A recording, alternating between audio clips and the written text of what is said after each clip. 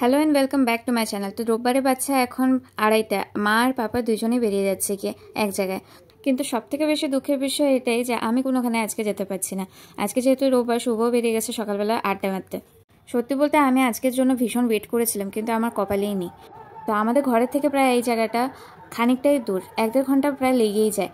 তো এটা একটা জঙ্গলের মধ্যে একটা জায়গা। তোমরা নিশ্চয়ই ভাবছো যে হঠাৎ করে তোমাদেরকে জঙ্গলের মধ্যে কেন নিয়ে আসলাম। এটা আসলে আমাদের এই জায়গার সব থেকে বড় উৎসব। আমরা যেহেতু সবাই রাম ঠাকুরের দীক্ষিত, আর আমরা সবাই এটাই মানি যে রাম ঠাকুর এক সময় এখানে নিজেই উপস্থিত হয়েছিলেন বাংলাদেশ কবিলধাম থেকে এসে। রাম ঠাকুর যখন প্রথম নিজের ধর্ম প্রচারের জন্য বেরিয়েছিলেন, তখন তিনি বাংলাদেশ হয়ে, আমাদের আসাম হয়ে সারা ভারতবর্ষে নিজের ধর্ম প্রচার করেন। আর এই প্রচারের মাধ্যমে আমাদের এই জায়গাটাও খুবই প্রতিষ্ঠিত। কিন্তু চলো গল্প করতে করতে আরেক জিনিস বলে দিই। আমি যেহেতু এখানে আজকে আসতে পারিনি, কিন্তু পাপা পুরোটা ভ্লগ আজকে বানিয়েছে। এটা সব থেকে বড় খুশির ব্যাপার। প্রতি বছরে আমি, মা আর পাপা একসঙ্গে মিলেই আমরা এখানে আসি, কিন্তু এইবার আমার কপালে জুটলো না। আশা করি পরের বছর নিশ্চয়ই তোমাদেরকে আরও ভালো করে দেখাতে পারবো সবকিছু। তবে যাই হোক, যেরকম দেখতে পাচ্ছ মা আর পাপা পুরো জায়গায় পৌঁছে গেছে। আর এইখানটাতেই আমাদের রাম ঠাকুরের বড় উৎসবটা হয়। হাজার হাজার মানুষের এখানে সমাগম ঘটে। ইভেন পাশের যে শহরগুলির থেকেও প্রচুর মানুষ আসে। প্রায় বছরই আমাদের মহারাজও এখানে আসেন নিজের দীক্ষা প্রচার করার জন্য, কিন্তু এবছর যেহেতু আসেনি তাই ভিড়টা অল্প স্বল্প কমই রয়েছে। গতকাল বিকেলবেলাতে আমাদের রাম ঠাকুরকে নিয়ে আসা হয়েছে আশ্রমের থেকে কাঁধে করে এই জায়গায়। আজকে তিনি সারাদিন সারা রাত্র এই বনেই কাটাবেন। আবারও আগামীকাল সন্ধ্যাবেলায় ওনাকে আবারও কাঁধে করে নিয়ে যাওয়া হবে আমাদের আশ্রমে। আমি যেমনটা বলছি যে এখানে কিছুটা ভিড় কমই রয়েছে, তোমাদের মধ্যে নিশ্চয়ই কিছুটা এটা নোটিস করতে পারছো যে এমনটাও ভিড় কম নয়। মণ্ডপের ভিতরে রাখা হয়েছে আমাদের ঠাকুরকে। সবাই এসে লাইন ধরে নমস্কার করছে, দর্শন করছে, সঙ্গে চরণামৃত্যও নিচ্ছে, মহাপ্রসাদও নিচ্ছে। ঠাকুরকে বসানো হয় একেবারে সামনের দিকে, আর তার সামনেই চলে কীর্তন। তোমরা ঠিক দেখতে পারছো যে সামনে একটা কাঠের আসনে ঠাকুরকে বসানো হয়েছে, আর এই আসনটাকে কাঁধে করে নিয়ে আসা হয়। গতকাল বিকেল থেকে শুরু হয়েছে এই কীর্তন। আজকে সারাদিন সারা রাত্র এই কীর্তন চলবে, আবারও শেষ হয়ে যাবে আগামীকাল। আবারও প্রচেশন করে ঠাকুরকে কাঁধে করে নিয়ে যখন ঠাকুর আশ্রমে আবার রেখে দিয়ে আসা হবে, তখন গিয়ে এই কীর্তন থামবে। ঠিক তেমনই আজকে শেষ রাতের দিকেও একটা সত্যনারায়ণ দেওয়া হবে, যেটা আমি কখনোই থাকতে পারি না।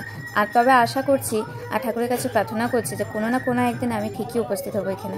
নাট মন্দির থেকে বেরিয়ে আসলে বসানো হয়েছে একটা কুঞ্জ, যেখানে সবাই ধূপকাঠি, মোমবাতি ইত্যাদি সবাই জ্বালিয়ে থাকে। আর তার ঠিক সামনেই বসেছে অনেক বড় একটা মেলা।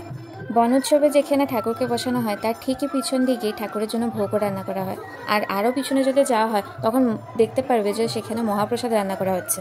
তো চলো তোমাদের দেখিয়ে দিই সেই জায়গাটা। দূরের থেকেই দেখা যাচ্ছে যে অনেক মানুষ এখানে দাঁড়িয়ে রয়েছে মহাপ্রসাদ পাওয়ার জন্য। আর সামনেই ত্রিপালটা নিয়ে দেখতে পাচ্ছ এখানে রান্না করা হচ্ছে। পাশে যে চৌবাচ্চাগুলো তোমরা দেখছো, এখানে কিন্তু মানুষের স্নান করে না, এখানে রাখা হয় মহাপ্রসাদ। মানে বুঝতে পারছো এখানে কিরকম মানুষের সমাগম ঘটে। আর এক একটা কড়াইয়ের আকার, মনে হয় আমি এই কড়াইয়ের মধ্যে আমি নিজেই ডুবে যাবো একা। কড়াই থেকে গরম গরম খিচুড়ি নামিয়ে এই চৌবাচ্চাগুলির মধ্যে রাখা হয়। যখন একটু ঠান্ডা হলো তারপরেই মানুষদের পরিবেশন করা হয়। আর পাশেই রয়েছে এত বিশাল আকারের জ্বালানি। এই জ্বালানি দিয়েই বানানো হয় আমাদের মহাপ্রসাদ। অনেক তো ঘুরলাম, এবার চলো দেখা যাক যে আমরা কিভাবে প্রসাদ নিই। সামনেই রয়েছে একটা বিশাল বড় মাঠ, যেখানেই চলছে প্রসাদ বিতরণের পালা। মাঠে গিয়ে দাঁড়াতেই দেখবে এক জায়গায় দেওয়া হচ্ছে পাতা, আর আরেক জায়গায় মানুষ গোল মিটিং করছে। ঠিক গোল মিটিং না, গোল করে এখানে বসে কিছু মানুষে এসে এখানে প্রসাদ বিতরণ করে দিয়ে যায়। এভাবে করেই নেওয়া হয় আমাদের মহাপ্রসাদ।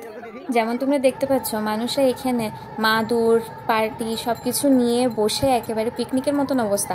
মাও এখানে আসার পরে প্রত্যেক বছর খুব খুশি হয়ে যায়, কেননা সব বন্ধু বান্ধবী সবার সঙ্গে দেখা হয়। আর মাসি, পিসি সবাই আসে, সবাই মিলে এখানে যেমন পিকনিকের মতন অবস্থা। খুব তো খাওয়া হলো প্রসাদ, এবার চলো তোমাদের ঘুরিয়ে নিয়ে একটু মেলাটাও। আসামের সবখান থেকে এখানে মানুষ আসে, ইভেন আসামের বাইরে থেকেও প্রচুর মানুষের এখানে সমাগম ঘটে। তাই এখানে কিছু অনেক রকমের দোকানপাটও বসে থাকে। মেলার বাচ্চাদের খেলার জিনিস না বসে এরকম তো নিশ্চয়ই কখনো হবে না। মা বাবা যখন ঘরে ফিরে আসে তখন বাচ্চা প্রায় সন্ধ্যা 7টা, আর আমাদের জন্য নিয়ে আসলো তাটা খুরমায়ের নিমকি। তো আজকে ব্লগটা এখানেই শেষ করছি। আবারও তোমাদের সঙ্গে দেখা হচ্ছে আগামীকাল সকাল থেকে। টাটা।